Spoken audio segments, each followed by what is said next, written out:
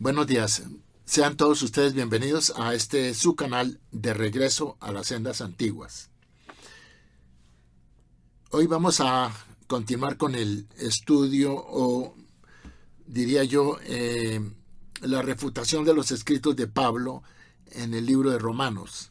Y vamos a mirar los capítulos 9, 10, 11 y de pronto el capítulo 12. Luego, eso es lo que nos corresponde mirar ahorita. Les aconsejo y les sugiero que si es de su interés, que ustedes puedan también acogerse a una Biblia y podemos juntos seguir el orden en que vamos a mirar los textos que están descritos, comenzando con el capítulo 9 del libro de Romanos. Y vamos a ir despejando algunos conceptos que de pronto han sido mal enseñados o han sido mal entendidos o han sido mal interpretados. Y eso es lo que nos compete ahorita mismo descubrir. Y vamos a descubrir unas cosas que siempre han estado ahí, pero que nunca sabíamos que eso era así o que eso no debía haber sido así. Muy bien, vamos entonces a abordar el capítulo 9 del libro de Romanos. Comienza de la siguiente forma. Verdad digo, en Cristo no miento, y mi conciencia me da testimonio en el Espíritu Santo, que tengo gran tristeza y continuo dolor en mi corazón, porque deseara yo mismo ser anatema, o sea, ser maldito, separado de Cristo por amor a mis hermanos, los que son mis parientes según la carne. Aquí comenzamos a cuestionar la vinculación que Pablo hace de su descendencia de Israel, cuando ya hemos visto en otras partes que Pablo es muy discutido si Pablo era israelita o no. Y quien tiene mejor esa información son los ebionitas y los primeros padres de la iglesia, que ellos sí tienen una historia un poco más correcta de lo que está acá. Luego, como habíamos dicho antes, de Pablo se dice que era un prosélito, que se convirtió al judaísmo, etcétera, etcétera. Y tampoco que fue ni fariseo, ni que fue alumno de Gamaliel. Y también hemos cuestionado el tema de que él fue un enviado, un apóstol enviado a los gentiles, principiando porque él nunca conoció a Jesús y tampoco hay ningún testigo, no hay ninguna prueba fehaciente para decir que él fue enviado o comisionado o apartado como un apóstol para los gentiles. Nada, no tenemos ningún fundamento. Eso solamente lo dice él. Y el tema de la aparición de Jesús a Pablo en el camino a Damasco, tampoco Pablo lo dice. Eso lo dice es Lucas en el libro de los Hechos. Bien, continuamos. Que son Israel, versículo 4, que son israelitas, de los cuales son la adopción, la gloria del pacto, la promulgación de la Torá o de la ley, el culto y las promesas, de quienes son los patriarcas y de los cuales según la carne ya vino Cristo. Ok, aquí es un tema muy delicado como está escrito en Romanos, dice. En el versículo 5 del capítulo 9, de quienes son los patriarcas y de los cuales según la carne vino Cristo, el cual es Dios sobre todas las cosas. Qué pena, pero eso es completamente equivocado, porque Jesús no puede ser Dios, es imposible, va en contra de toda la escritura inspirada. Estaríamos cometiendo idolatría si asumiéramos que Cristo es Dios. Y vamos a podemos ir a Isaías capítulo 45, versículo 5, donde se nos dice que el Eterno dice, no hay Dios fuera de mí, ninguno más que yo, no hay otro. Entonces, eso tenemos que tenerlo muy presente. Además de que si nosotros miramos lo que en el judaísmo y lo que la escritura enseña acerca del Creador, sabemos que el Creador no tiene forma. Él no tiene forma Y tampoco podemos ubicar lo que está aquí o que está allí. Y tampoco Él tiene tiempo. Él no está sujeto a ningún tiempo. Él no está sujeto a ningún espacio. Entonces, el Creador no puede haberse convertido en ser humano. Y Jesús fue ser humano 100%. Ya hemos dicho que el padre de Jesús fue José y la madre de Jesús fue Miriam. Luego él fue un ser humano 100%. Obviamente que esto contradice lo que está en el capítulo 1 y 2 del libro de Mateo, que son capítulos que fueron insertados mucho tiempo después, para justificar un nacimiento virginal. Entonces, eso ahí es donde estamos. Dice aquí, no que la palabra de Dios haya fallado, porque no todos los que descienden de Israel son israelitas. Sí, todos los que descienden de Israel son israelitas. Entonces, él no puede decir que no, a no ser que tuviera algo en mente, pero aquí no nos está explicando qué pudiera haber sido. Ni por ser descendiente de Abraham son todos hijos. En Isaac te será llamada descendencia. Esto es, no los que son hijos según la carne son los hijos de Dios, sino los que son hijos según la promesa son contados como descendientes. Bueno, Abraham tuvo dos hijos, Ismael e Isaac, y hubo descendencia de ambos. A través de Isaac, obviamente, se prometía la creación de Israel, y a través de Ismael vino otra descendencia, que son los ismaelitas, pero todos son descendientes de Abraham. Inclusive en el versículo siguiente, en Génesis 21, versículos 12 y 13, dice, en Isaac te será llamada descendencia, y también del hijo de la sierva haré una nación, porque es tu descendiente. Entonces, la escritura misma dice que Ismael es descendiente de Abraham, entonces también es descendiente. Bueno, que a través de Ismael no vino la promesa de una nación como Israel, es cierto, pero igual Ismael e Isaac son descendientes de Abraham.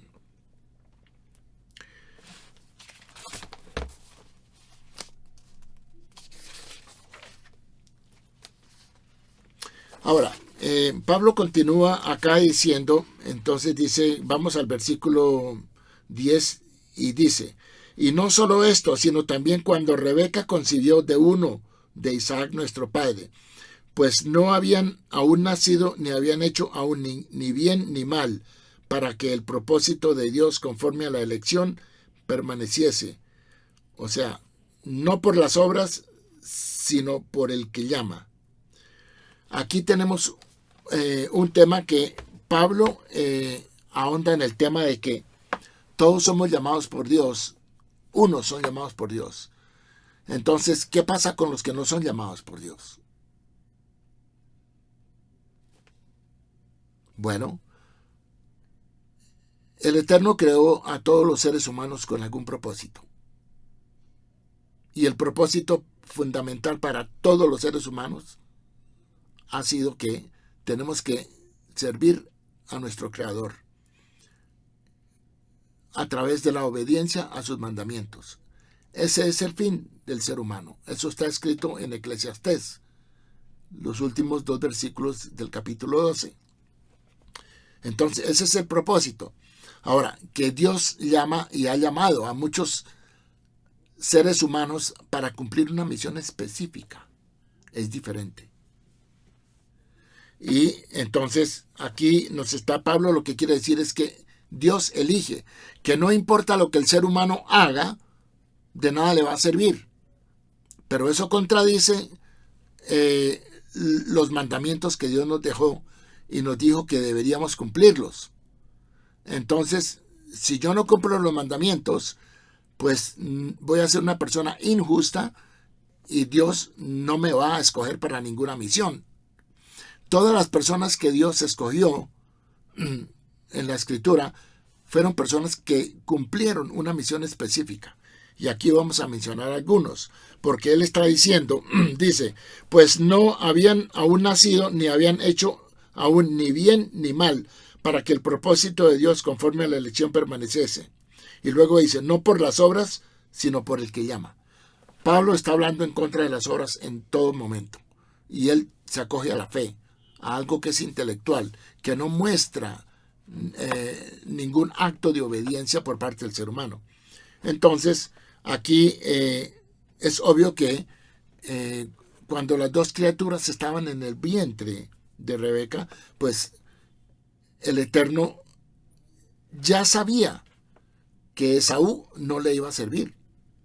Y si vemos la vida de Esaú comparada con la de Jacob, pues vemos que Esaú desechó la primogenitura, que Esaú no ayudó al pueblo de Israel cuando salieron de Egipto, dándoles el alimento, dándoles el paso por el desierto, y antes sirvieron fue de enemigos.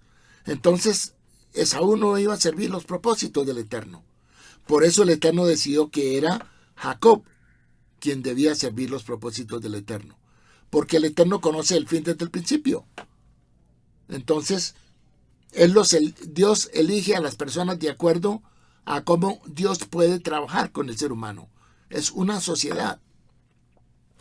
Tenemos el ejemplo de Caín y Abel. Caín fue el mayor, pero el Eterno se fijó fue en Abel. Tenemos el ejemplo de Esaú y Jacob. Esaú era el mayor, pero no sirvió. Jacob fue quien le sirvió al Eterno. Tenemos el ejemplo de Efraín y Manasés, los hijos de José. Manasés era el mayor, pero el Eterno se fijó fue en Efraín para darle la primogenitura. Tenemos el ejemplo de Aarón y de Moisés. Aarón era el mayor, pero el Eterno escogió a Moisés como la persona que debía dirigir al pueblo de Israel. Y Aarón le dio el oficio del sumo sacerdocio. Entonces tenemos de que el Eterno escoge a las personas que le puedan servir. Y como él conoce el fin desde el principio, él sabía que Esaú no le iba a servir. Entonces él sabía que Caín tampoco. Él sabía que Moisés le iba a servir como líder y Aarón más bien como sumo sacerdote. Y eso fue lo que ellos hicieron, desempeñaron esas funciones. Así que sí tiene mucho que ver lo que la persona hace. Es como la persona, la motivación de la persona. Lo que el Eterno se fija en el corazón de la persona, en las intenciones de la persona, la intención del corazón. Obviamente, y luego Pablo cita en el versículo 13 a Malaquías, donde dice, como está escrito, a Jacob amé, mas a Esaú aborrecí. Obvio, porque ya para ese entonces Esaú ya había vivido, Jacob ya había vivido, entonces Esaú demostró que no era una persona digna de que pudiera continuar con el propósito que el Eterno tenía. Entonces, ¿qué pues diríamos? ¿Que hay injusticia? No, Dios no es injusto, Dios es justo. A cada cual le da lo que merece. Dios es justo. La justicia y la misericordia son dos pilares que nos demuestran los caminos de Dios. Los caminos de Dios es la forma como Dios conduce al mundo. Es la forma como nosotros como seres humanos podemos percibir cómo es que Dios maneja el mundo. Y Dios maneja el mundo así, con misericordia y con justicia. Entonces Dios es justo y a cada cual le da lo que merece.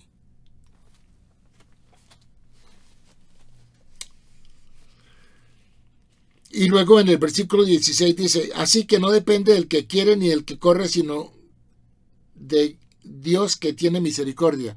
Obvio, Dios tiene misericordia de toda la humanidad cuando nos permite vivir en medio de nuestros pecados, en contra de sus mandamientos, nos permite tener vida. Eso es misericordia, porque Dios está esperando que algún día nos podamos arrepentir de nuestra vida y podamos cambiar el rumbo de nuestras vidas y podamos acercarnos a Él.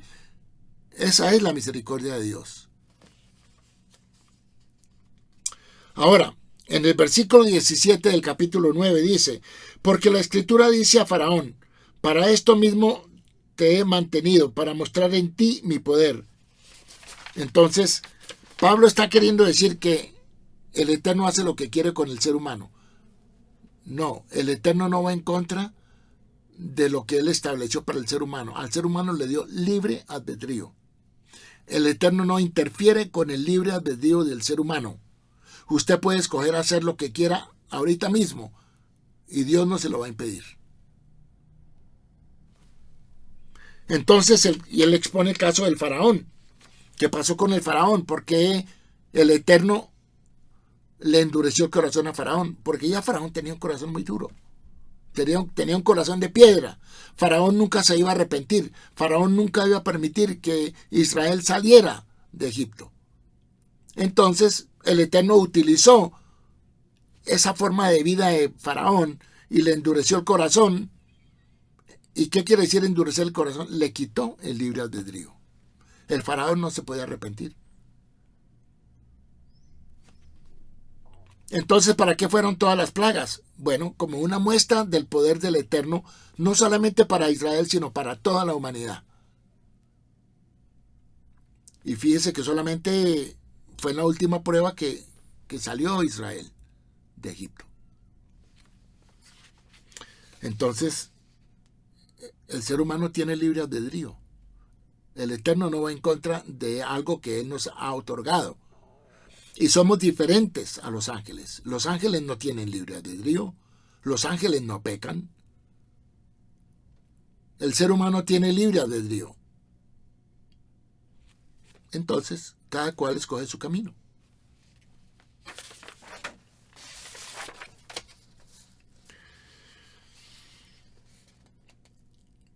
Bueno, vamos ahora para el versículo 24. Del versículo 18 al 23 habla del alfarero y del tiesto que no le puede preguntar al alfarero por qué me está dando esta forma o la otra. Quiere decir, porque nosotros no podemos cuestionar lo que el Eterno ha hecho con nosotros. No podemos cuestionarlo. Así no entendamos en el judaísmo, así no entendamos un mandamiento, que hay mandamientos que no son fáciles de entender, igual nos toca cumplirlo. Y hay mandamientos que no se prestan para ser entendidos lógicamente, como el tema de la vaca roja. Pero hay que cumplir con el mandamiento. Primero cumplimos y después miramos. Entonces, en el versículo 24 dice, a los cuales también ha llamado, esto es a nosotros, no solo de los judíos, sino también de los gentiles. El Creador ha llamado a todo el mundo. A Israel lo escogió como su pueblo preferido, porque así le plació al Creador. Israel lo escogió no porque Israel fuera algo especial, no, inclusive eran gente que no tenía ninguna importancia. Inclusive de Abraham se sabía que su padre era idólatra, que hacía ídolos, que mercadeaba con ídolos. Pero Abraham salió, dejó a su padre, dejó toda esa idolatría atrás y obedeció la voz del Eterno. Y salió de Ur de los Caldeos. Y por eso es que a Abraham se le justifica la obediencia. La obediencia, ¿por qué? Porque Abraham creyó en el Eterno y por eso fue justificado. Pero esa fe, esa creencia en el Eterno lo llevó a que Abraham obedeciera lo que el Eterno le decía. Entonces, si nosotros queremos tener la fe de Abraham, tenemos que obedecer lo que el Eterno nos ha mandado en la Torá. Y la Torá son lo que se llama la ley de Moisés, son el Pentateuco, son los 5 libros de Génesis, del Éxodo, de Levítico, de Números y de Deuteronomio. Ahí está la palabra de nuestro Creador, directa. Eso es lo que tenemos que hacer. Esa es nuestra misión. Y los gentiles son las personas que no son israelitas. Y entonces, ¿para qué el Eterno escogió a Israel para que fuera luz al mundo, para que fuera un ejemplo al mundo, para que llevarle a dar a conocer al Dios de Israel al mundo, porque fue el Dios de Israel el que creó lo que hoy en día conocemos como todo lo que vemos, todo lo que somos, por qué vivimos, por qué respiramos, por qué cada día tiene luz, tiene lluvia, por qué las plantas crecen. Es porque el Creador está sosteniendo su creación. Así es como Él se hace presente. No es que Él esté aquí o Él esté allí, no. Él mantiene su creación por su voluntad y nos mantiene a nosotros con vida. Ahora, también cita un ejemplo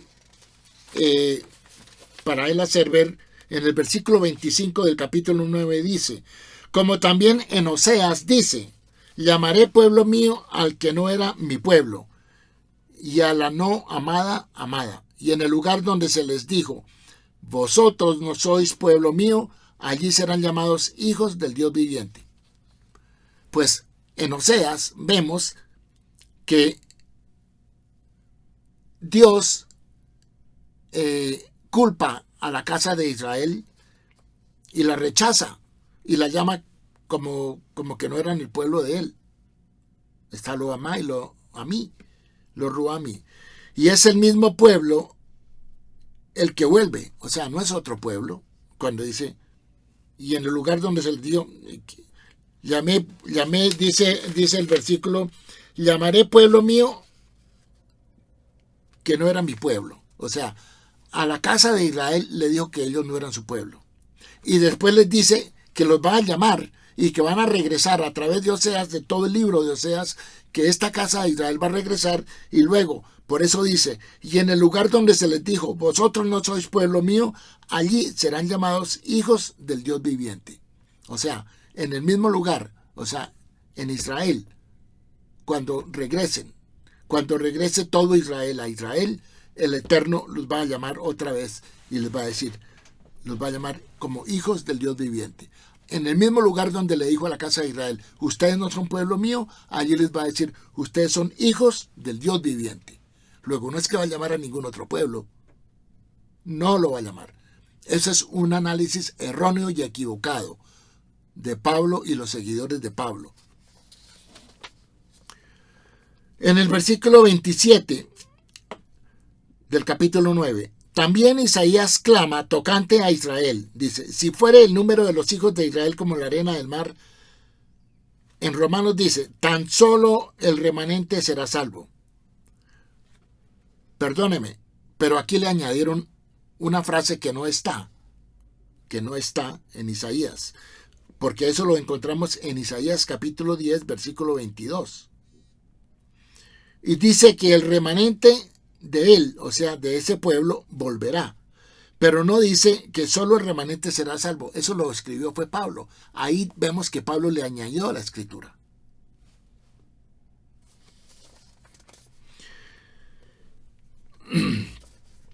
Luego, vamos a pasar ahorita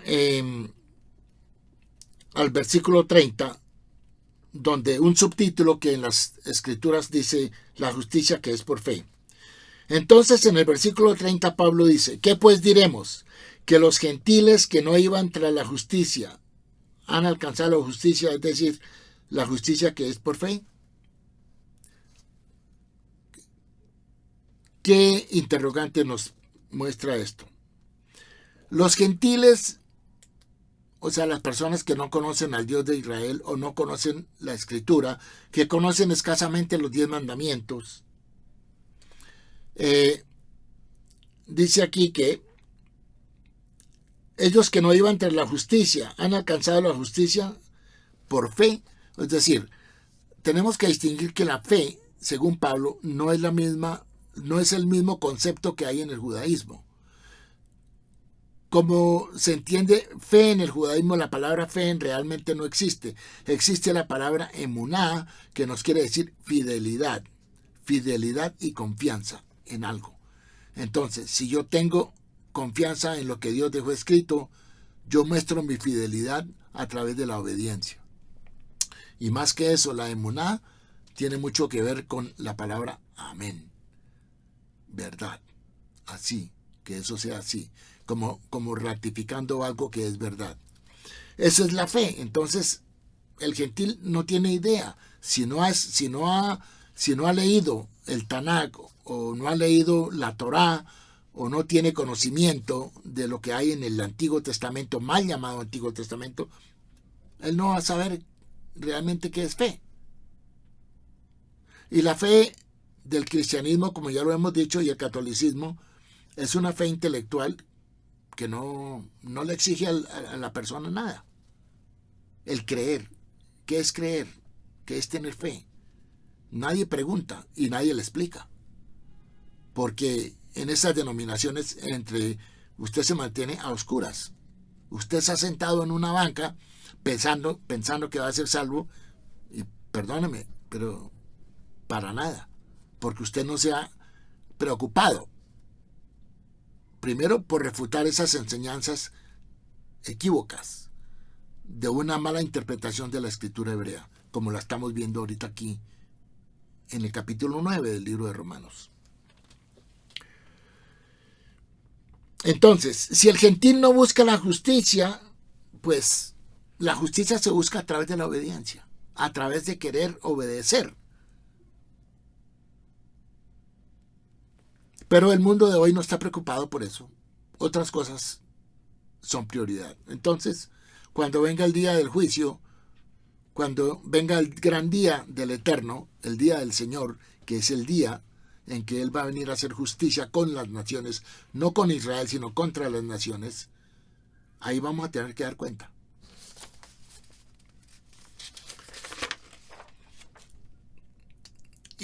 Y luego Pablo dice, porque dice, mas Israel que iba tras una ley de justicia no la alcanzó. Eso es mentira. Israel siempre ha tratado de obedecer la Torá. No todo Israel, pero siempre ha habido un remanente muy fiel. Entonces, ¿está mal escrito que él diga que Israel no la alcanzó?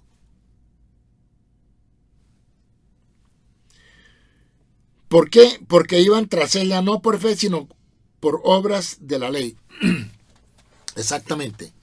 Porque a nosotros se nos dejó escrito en Deuteronomio capítulo 30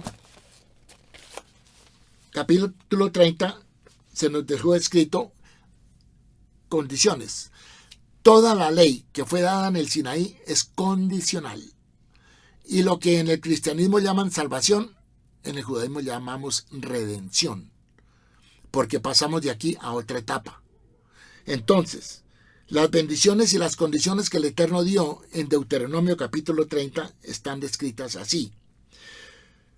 Cuando obedecieres a la voz de tu Creador para guardar sus mandamientos y sus estatutos escritos en este libro de la ley, o sea, de la Torá. Cuando te convirtieres al Señor tu Creador con todo tu corazón y con toda tu alma, quiere decir que hay que obedecer los mandamientos con una motivación de querer cumplir con lo que Dios nos ha dejado escrito. Yo tengo que tener esa motivación en mi corazón. Eso es el corazón contrito. Porque este mandamiento, y aquí más adelante Pablo lo va a citar, porque este mandamiento que yo te ordeno hoy no es demasiado difícil para ti ni está lejos. O sea, lo que Dios nos dejó no es muy difícil para nosotros cumplirlo, ni está tan lejos de que no podemos alcanzarlo. Versículo 13 del capítulo 30 de Deuteronomio dice, ni está al otro lado del mar para que digas, ¿quién pasará por nosotros el mar para que nos lo traiga y nos lo haga oír a fin de que lo podamos cumplir?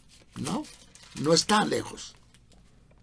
Y luego en el versículo 14 dice, porque muy cerca de ti está la palabra de Dios, en tu boca y en tu corazón, para que la cumplas. O sea que así nos está diciendo que hay que cumplirla. Los mandamientos están a nuestro alcance. Entonces, tenemos que cumplir los mandamientos que podemos cumplir, que están a nuestro alcance. Y no hay ninguno que no podamos cumplir. que hay unos mandamientos que están suspendidos en la escritura, todo lo que tiene que ver con la liturgia y muchos de los escritos del libro de Levítico, pero sí hay mandamientos que debemos cumplir. Y si eso no fuera así, entonces ¿para qué nos sirven los 10 mandamientos? Honrar a padre y madre, no matar, no robar, hacer el bien al prójimo. Todo eso está vigente. Entonces los mandamientos están vigentes. Y por eso aquí nos dice que son para que nosotros los cumplamos. Entonces, eso fue lo que Israel ha hecho. O sea, Israel siempre ha sido luz a las naciones porque los patriarcas, los profetas, la escritura está al alcance de todas las personas hoy en día en todo el mundo.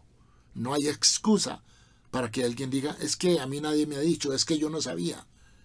Mire, cuando Dios va a juzgar, Él le va a preguntar a usted, ¿qué hizo con su tiempo que yo le di?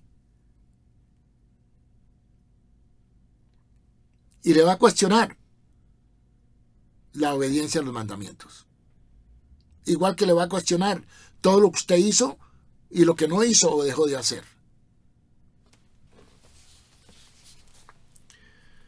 Muy bien. Entonces, estamos en el capítulo 9, versículo 30-32. Y luego venimos al versículo 33. Pablo cita aquí otro versículo que él cambia. Y ya vamos 2 versículos que él cambia en el mismo capítulo 9. En Isaías 28:16. Aquí la cita de Pablo en Romanos 9:33 dice, como está escrito, he aquí, pongo en Sión piedra de tropiezo y roca de caída. Obviamente que muchos lo dicen, pues ahí está, ese es Jesucristo, ese es Jesús. Y luego entonces, y Pablo dice, y el que creyere en él no será avergonzado. Pero la escritura no dice eso. ¿Qué dice la escritura? Y el que creyere no será avergonzado. No, el que creyere no se apresure. Usted dice, pero eso no tiene sentido. Obvio que no tiene sentido. Como lo cita Pablo, no tiene sentido. ¿Y qué es lo que se nos está diciendo aquí? Hay que ir a ver cuál es la interpretación de la escritura, del contexto de Isaías. Y nos está hablando de que el que creyere en esa roca, esa piedra de tropiezo que el Eterno puso en Jerusalén, que no se apresure, nos está diciendo, tiene que ver, es una interpretación mesiánica, donde no se apresure a ver cuáles son los tiempos, por qué no ha venido. Eso es lo que nos quiere decir, no se apresure. Pero aquí no dice que en él, porque aquí está esa palabra él, Pablo le está dando un significado de un individuo, y la escritura no habla de ningún individuo, de ninguno en absoluto. Así que con eso terminamos el capítulo 9 del libro de Romanos. Vamos ahora a ir al capítulo 10. Y en el capítulo 10 comienza, hermanos, ciertamente el anhelo de mi corazón y mi oración a Dios por Israel es para salvación. Porque yo les doy testimonio de que tienen celo de Dios, pero no conforme a ciencia. Ahora dice, porque ignorando la justicia de Dios y procurando establecer la suya propia, no se han sujetado a la justicia de Dios. Pues ahí versículo 3 no tiene sentido. La justicia de Dios está basada en la obediencia.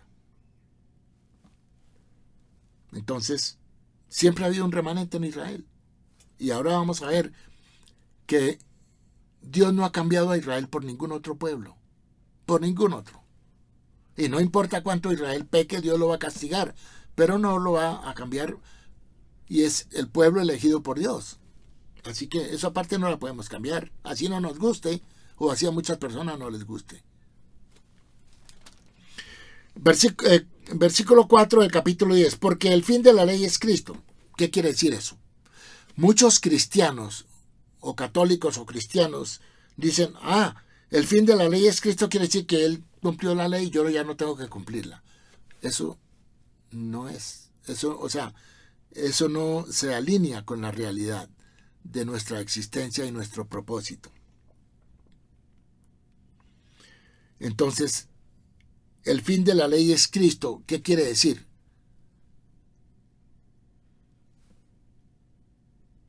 Eso no lo explica. Entonces muchas personas se ponen a decir, ve, como el fin de la ley es Cristo, quiere decir que Él cumplió la ley y yo ya no tengo que cumplirla otra vez. De eso no se trata. Eso no tiene ningún fundamento. Porque de la justicia que es por la ley, Moisés escribe así, el hombre que haga estas cosas vivirá por ellas. Entonces, aquí se está contradiciendo Pablo porque está diciendo que, según Moisés, dice que el hombre que haga estas cosas, ¿cuáles? Cumplir con la ley, vivirá por ellas. Vivirá. Esa palabra vivirá quiere decir será redimido por ella. Y aquí tenemos en el versículo 6 del capítulo 10 lo que ya habíamos dicho. Pero la justicia que es por la fe dice, no digas en tu corazón quién subirá al cielo. Aquí está repitiendo lo que dice Deuteronomio 30. Pero Pablo otra vez omite o deja por fuera la parte más importante de este contexto. Porque dice en el versículo 8 del capítulo 10, ¿mas qué dice? Cerca de ti está la palabra en tu boca y en tu corazón. Y dejó por fuera para que la cumplas. Porque Pablo no quería que las personas cumplieran el mandamiento, sino que todo fuera por una fe intelectual que no llevaría a ningún tipo de obediencia. Entonces Pablo dice, mas, ¿qué dice? Cerca de ti está la palabra en tu boca y en tu corazón. Y luego dice, esta es la palabra de fe que predicamos. Falso. Eso no está en la Escritura. Él está añadiendo algo que él se inventó a algo que está escrito en la Torá. Está manipulando la Escritura. En cambio de decir para que la cumplas, que es lo que dice la Escritura, él dejó eso por fuera. Mírenlo ustedes mismos. Por eso estamos haciendo este ejercicio. Eso está en el capítulo 10, versículos 6 al 8. Dejó por fuera para que la cumplas. Luego dice, en el versículo 9, que si confesares con tu boca que Jesús es el Señor y creyeres en tu corazón que Dios le levantó de los muertos, serás salvo. No hay ningún fundamento para esto. En la escritura hebrea, es la autoridad bíblica. Si usted quiere saber si lo que usted lee en el Nuevo Testamento es correcto, tiene que ir a ver si hay un fundamento en la escritura hebrea. Y si no lo hay, pues tiene que ponerlo en duda. Porque todo lo que Pablo escribió se fijó en la escritura hebrea. Así la haya cambiado, así la haya interpretado mal, esa fue la fuente. Esa fue una de las fuentes, porque otra de las fuentes de la predicación de Pablo fue el gnosticismo, el creer que el ser humano es incapaz de hacer algo para que el Eterno lo salve, sino que el ser humano es incapaz, que no puede obedecer el mandamiento, que no puede dominar el pecado, como era el caso de Pablo. Él no podía dominar el pecado. Él se inventó una religión donde solamente con creer en un ser que murió, que con eso tiene para ser salvo. Y eso no es lo que la Escritura enseña. Para nada. Bueno.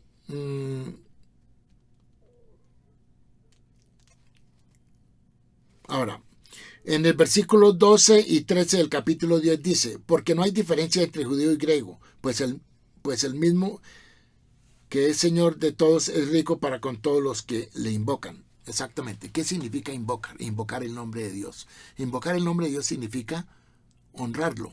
¿Y cómo honra uno a nuestro Creador? Obedeciendo lo que Él nos dejó escrito que hiciéramos. Entonces, si un hijo le obedece al padre, el hijo es obediente. Y eso fue lo que a las instrucciones del padre. Y las instrucciones que Dios nos dejó están en la Torá. Entonces, invocar el nombre de Dios es clamar al Eterno, pero también obedecer sus mandamientos. Honrarlo en la oración. reconocer su grandeza, su misericordia, darle lo que es, lo que Él merece, y humillarnos ante Él.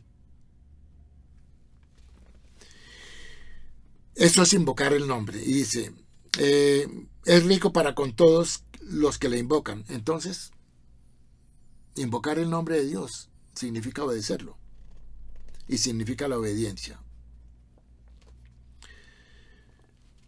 Bueno, vamos entonces ahora al versículo 16 del capítulo 10, donde dice, mas no todos obedecieron al evangelio.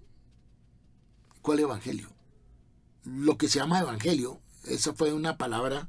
Evangelio quiere decir las buenas nuevas. ¿Pero cuáles buenas nuevas? Pues Isaías dice, Señor, ¿quién ha creído a nuestro anuncio? Así que la fe es por el oír y el oír por la palabra de Dios. Pero que todo se queda en el oír y el hacer que tiene, no hay que hacer nada. Y aquí entonces él se fija y cita obviamente cuando dice, mas no todos obedecieron al evangelio. Pues Isaías dice, Señor, ¿quién ha creído nuestro anuncio? ¿De dónde sacó Pablo esa palabra? ¿Quién ha creído a nuestro anuncio? Esa la sacó del capítulo 53, versículo 1 del libro de Isaías. ¿Y por qué trajo ese versículo acá? Para que él insertarlo dentro de su explicación. Pero ese versículo no tiene nada que hacer ahí. Y ese versículo que tiene que ver con el capítulo 53 de Isaías. Si usted mira la interpretación del capítulo 53, se va a dar cuenta de que el siervo sufriente es Israel. Porque en todo el libro de Isaías, Israel es el siervo, como Israel es el hijo. Y cuando dice, no quiero entrar en detalle el capítulo 53, pero cuando dice, ¿quién ha creído nuestro anuncio? Son las naciones del mundo que están hablando acerca de Israel en los días postreros. Isaías 53 no se ha cumplido. No se ha cumplido. Es una profecía no cumplida. Luego dice,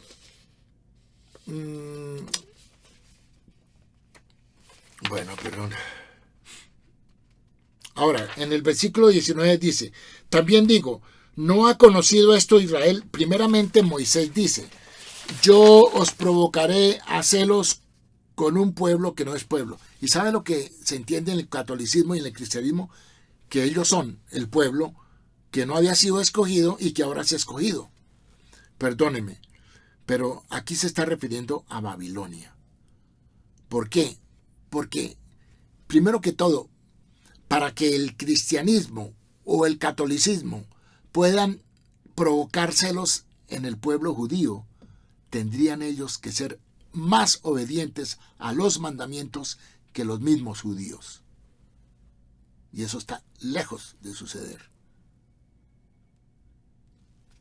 Ahí sí provocaría celos a Israel. Pero un pueblo que es desobediente, que no guarda mandamiento, ¿qué celo le puede provocar a Israel? Ninguno. Entonces, aquí se está refiriendo a esa Babilonia.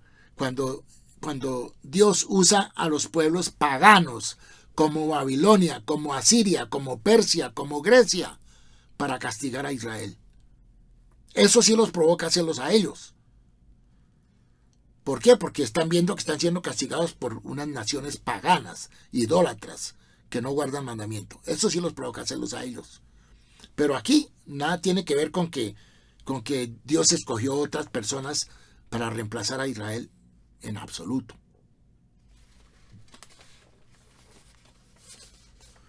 Bueno.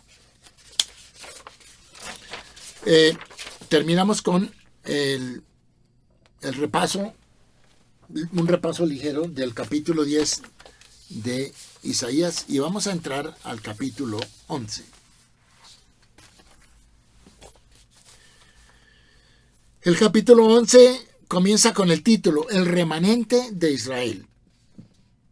Y comienza, 11. Digo pues, ¿ha desechado Dios a su pueblo? En ninguna manera, porque también yo soy israelita de la descendencia de Abraham, de la tribu de Benjamín. Ya hemos cuestionado esto, que Pablo no era israelita, que él se adjudicó que era de la tribu de Benjamín porque el mismo nombre, Saúl o Shaul, que se traduce como Pablo, tenía que ver con el rey de Israel, el primer rey de Israel que fue Shaul. Y él era de la tribu de Benjamín. Entonces Pablo se adjudica eso él mismo. Pero no tenía por qué decir eso, como ya lo dije anteriormente. En la época de Pablo ya las tribus estaban mezcladas. De nada servía decir que era de la tribu de Benjamín. ¿Y cómo sabía que era de la tribu de Benjamín? Si las tribus estaban todas mezcladas. No tiene sentido.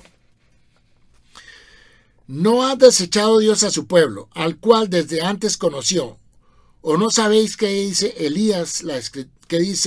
de Elías la escritura, como invoca a Dios contra Israel diciendo, Señor, a tus profetas han dado muerte, y tus altares han derribado, y solo yo he quedado y procuran matarme? Sí, acordémonos cuando Elías tuvo que huir después de la experiencia del Monte Carmelo, que se vio solo y se escondió, porque Jezabel, la mujer de Acaz, lo estaba persiguiendo para matarlo.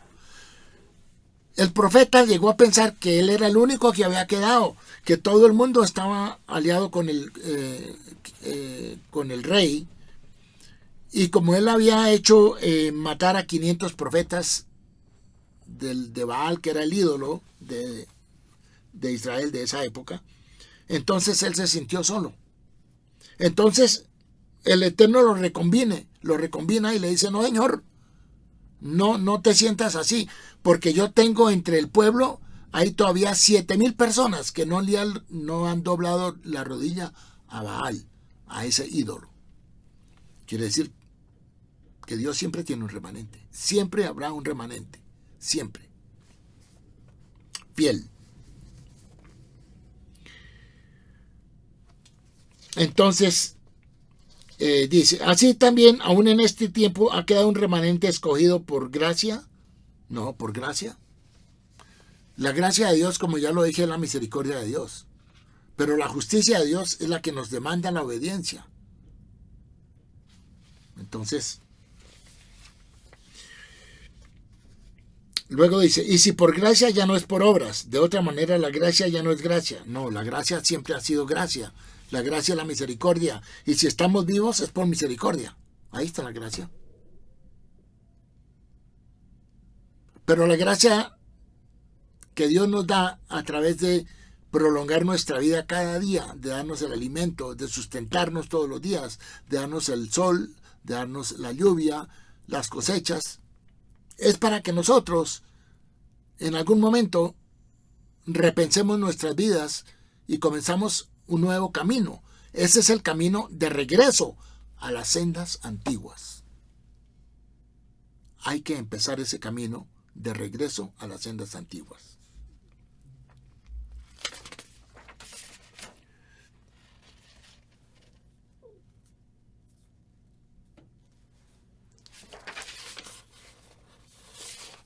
Bueno, ahora viene en el versículo 11 del capítulo 11 lo que Pablo, o lo que se titula esta porción como la salvación de los gentiles.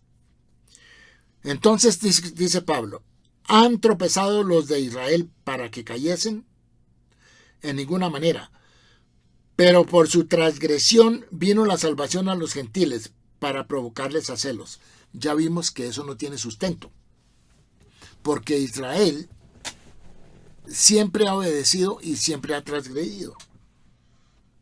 Pero no ha caído. Seguirá siendo el pueblo del Eterno. Pero ¿por qué él dice, pero por su transgresión vino la salvación a los gentiles? ¿En qué sentido? ¿Por qué no explica eso? No, para provocarlos a celos. No. En Israel no tenemos ningún celo de los gentiles. Los gentiles pueden ser bienvenidos a ser parte de Israel, porque hay formas de ser parte de Israel. A nadie se le prohíbe. Y entonces Pablo no tenía que ir a predicarle a los gentiles, porque los gentiles también podían haberse hecho parte de Israel en la época de Pablo. Entonces, no tenía ningún sentido ser apóstol de los gentiles. Además, acordémonos de algo. Jesús, cuando le estuvo predicando a los discípulos, ¿qué les dijo? Por camino de gentiles no vayáis. ¿Por qué Jesús le dijo a los discípulos que no fueran a donde los gentiles? ¿Y por qué Pablo sí iba a donde los gentiles? No tiene sentido. Menos aún cuando Pablo nunca conoció a Jesús. No tiene sentido. Y hemos de saber que, y vale la pena decir en este momento, que Jesús no vino a predicarle a los gentiles.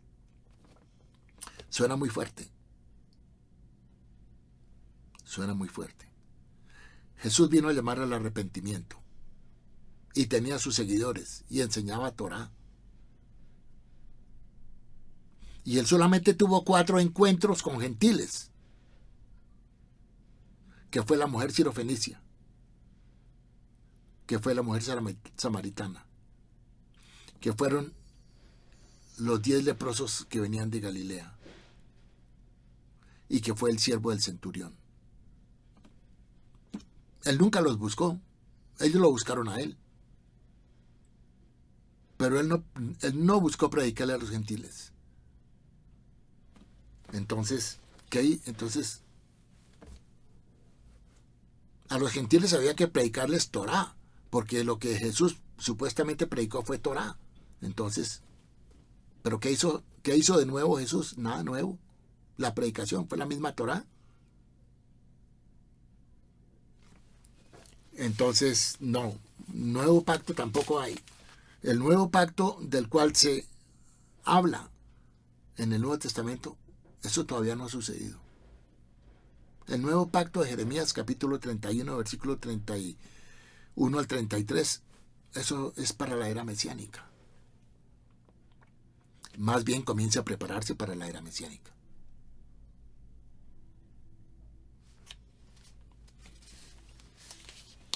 Bueno, capítulo 11, versículo 11, la salvación de los gentiles. Dice, porque a vosotros, en el versículo 13 dice, porque a vosotros hablo, gentiles, por cuantos yo soy apóstol a los gentiles. Eso fue, él se autonombró apóstol, porque nadie más lo nombró. Porque ya Jesús no existía cuando vino Pablo. Ni los apóstoles, que fueron los más inmediatos seguidores de Jesús, lo nombraron a él apóstol. No, señor, él se apareció. Antes, en el capítulo 21 del libro de Hechos, lo llaman y le dicen, venga para acá porque usted está predicando algo que está en contra de la Torá.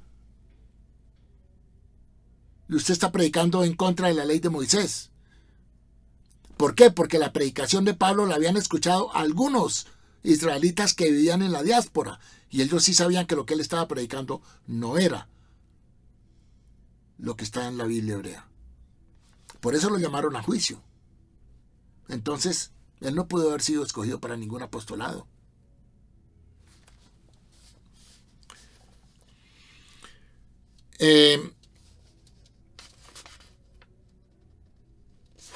Dice luego, aquí habla de las primicias. Si las primicias son santas, también es la masa. Aquí habla del famoso olivo.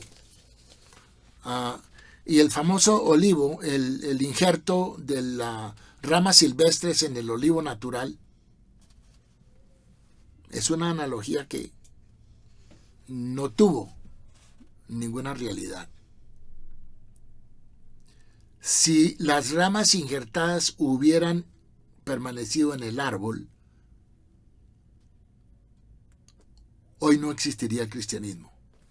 ¿Pero qué pasó? Que esas ramas injertadas se convirtieron en lo que es hoy en día el cristianismo. Porque no dieron fruto. Se mantuvieron silvestres. una rama silvestre no da fruto. ¿Y cuál es el fruto? Las acciones, la obediencia. Las acciones que vienen a raíz de la obediencia a los mandamientos, de ser mejores personas, de honrar al Creador a través de la obediencia, de honrar a padre y madre, de hacerle bien al prójimo.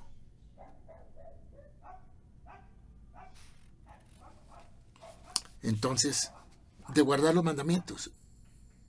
¿Por qué Pablo nunca predicó guardar el sábado? ¿Y por qué Jesús guardó el sábado? Entonces, si los cristianos son seguidores de Jesús, deberían guardar el sábado. ¿Por qué no lo guardan? Porque eso es parte de los 10 mandamientos. Porque Pablo no lo enseñó. Entonces, el padre del cristianismo es Pablo. Jesús está a un lado en la banca. Y además, a Jesús le preguntaron, maestro, el joven rico, maestro, ¿qué hago para ser salvo? ¿Y qué le dijo Jesús? Guarda los mandamientos. ¿Cuáles? Y le nombró 3 o 4 mandamientos de los 10 mandamientos. Entonces, eso es lo que hay que leer. Allá es donde hay que ir y mirar. Y por último, vamos a llegar a la parte, al versículo 26 del capítulo 11, donde dice, y luego todo Israel será salvo, como está escrito. Y aquí hay otro versículo importante que Pablo cambió. Lo cambió. O sea, si hoy en día estuviera presente, habría que demandarlo por plagio. ¿Sí? Porque cambió la escritura. La manipuló. Entonces, una violación de la propiedad intelectual hoy en día, diríamos. En el versículo 26 del capítulo 11 de Romanos dice, y luego todo Israel será como está escrito, vendrá de Sión el libertador que apartará de Jacob la impiedad. Eso no está escrito. Y cita a Isaías capítulo 59, versículo 20. Entonces, yo quiero ir a Isaías capítulo 59, versículo 20 y compararlo, porque Pablo está citando de ahí, está sacando ese versículo de Isaías para él apoyar su argumento. Y dice, Pablo dice, vendrá de Sión el libertador que apartará de Jacob la impiedad. Pues eso está equivocado, porque lo que Isaías dice es lo siguiente, y vendrá el Redentor a Sión, o sea, el Redentor viene a Sión, no viene de Sión. Y luego dice, y a los que se volvieren de la iniquidad en Jacob, o sea, a los que se hayan arrepentido. Pero Pablo quiere mostrar aquí que es Jesús el que viene y va a quitar el pecado de Israel. No es eso así, porque Isaías dice, vendrá el Redentor a Sión, a los que se arrepientan del pecado. No es que él vaya a quitar el pecado, a los que se arrepientan del pecado. Quiere decir que los que van a ser redimidos son los que se arrepintieron del pecado, los que hicieron justicia, los que cambiaron su forma de vida. Entonces, ahí ya vemos que Pablo falsificó ese versículo. Compare Romanos 11:26 con Isaías 59:20 y usted verá la diferencia. Y luego dice, y este será mi pacto con ellos cuando yo quite sus pecados. Aquí, y cita también a Jeremías capítulo 31, versículos 33 a 34. Aquí Pablo está cogiendo de Jeremías para apoyar lo que dice en el versículo 26. que vendrá de Sión el libertador y que va a quitar el pecado de Israel. Dice, y este será mi pacto con ellos cuando yo quite sus pecados. Perdón, aquí está mezclando dos cosas de dos diferentes contextos. Porque en Jeremías está hablando de la era mesiánica y en Isaías está hablando de cuando venga el Mesías y aparte y venga que a los que se arrepintieron, ¿ok? Pero en Jeremías se refiere a Israel. Porque hay una cosa que tenemos que entender. Jeremías 31 fue escrito para Israel, no fue escrito para los gentiles, no fue escrito para las naciones. Fue escrito para Israel. Por eso dice, para la casa de Judá y para la casa de Israel. Y el hecho de que ellas vayan a estar juntas no sucederá hasta cuando venga la era mesiánica. Es una de las señales de la era mesiánica.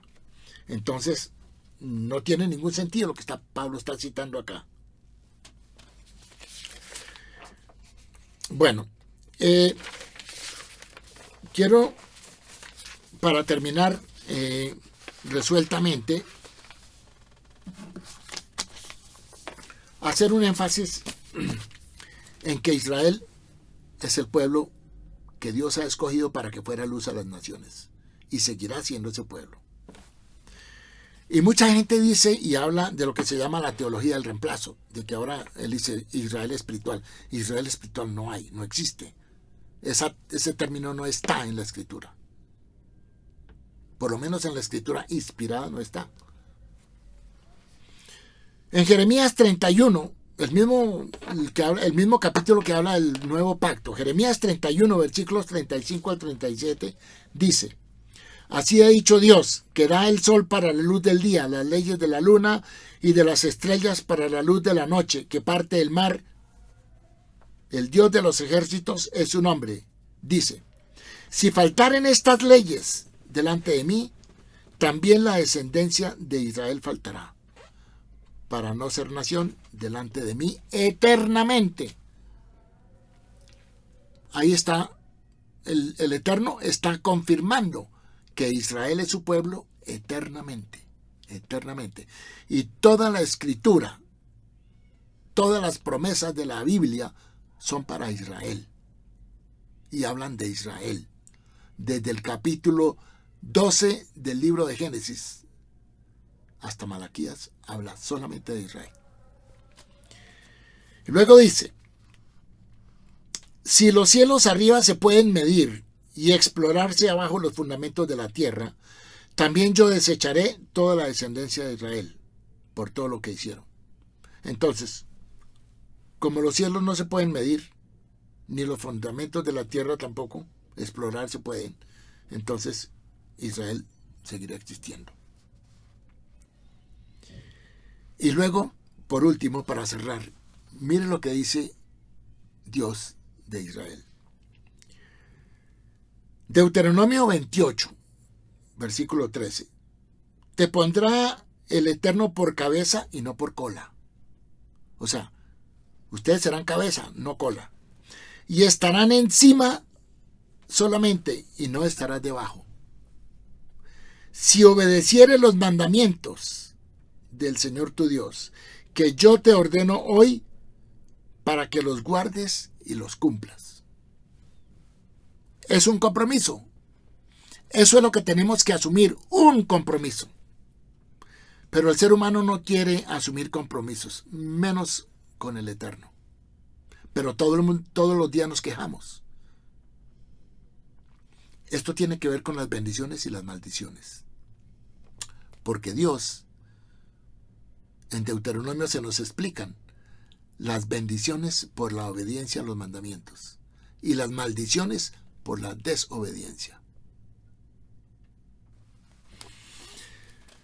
Así que yo los dejo con esto por el día de hoy. Muchas gracias por su atención.